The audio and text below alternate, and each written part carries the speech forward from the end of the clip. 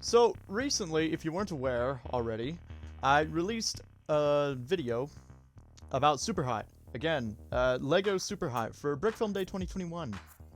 Pretty exciting. But there were a few little tricks I used in the video to really make it look how it did, and I thought I'd just give a little bit of a tiny breakdown as to what those tricks were. It's not as many as a usual behind the scenes video of mine highlights, but there were indeed quite a few little interesting tricks I did throughout the video, and I thought it'd be fun to kind of explain and break down the process that went into creating the little tricks I used. Let's discuss these two shots.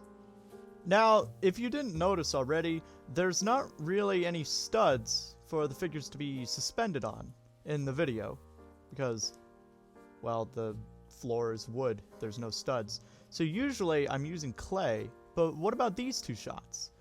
Well, I actually have some rigs I bought off Amazon, and I would usually just kind of fiddle them into the set to hold the characters in place.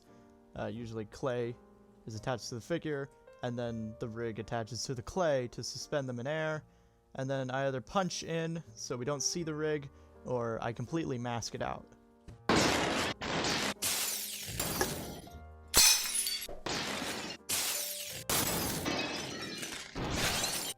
The shattering and slow motion effects were definitely my favorite aspect of the video, and to actually get this look, I began by looking at actual gameplay footage. So I just opened up the game, played it for a bit, and then downloaded the footage. After looking at the game footage, when making the video, that's how I came up with this little intro that's based off the level transitions in the game. I did some tests, put them on Instagram, link in the description if you want to check them out. And for the shattering effects, I just kind of analyzed how the characters shattered in the game and then put my own little spin on it. But then for the set design, I modeled it off a bar setting in the game, which I like. There's also a neat little thing I did with the camera in this video that most people probably did not notice, but it's closer to the ground than it usually is in my normal videos. And that's because with my normal tripod, I can't really get those low angle shots.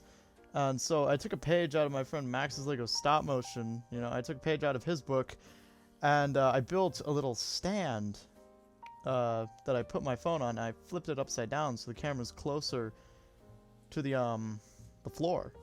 I think it looks pretty good. And as for the sound effects used in the video, I just ripped them directly from the gameplay I recorded, except for footsteps. Those were recorded by me. Anyways, that is going to be all for this behind the scenes. I hope you found it at least maybe a little bit interesting or intriguing and like some of the insights that I gave as to how I made Lego SuperHot. If you like this video, feel free to give it a like, maybe even subscribe. It's up to you. That's going to be all for me today.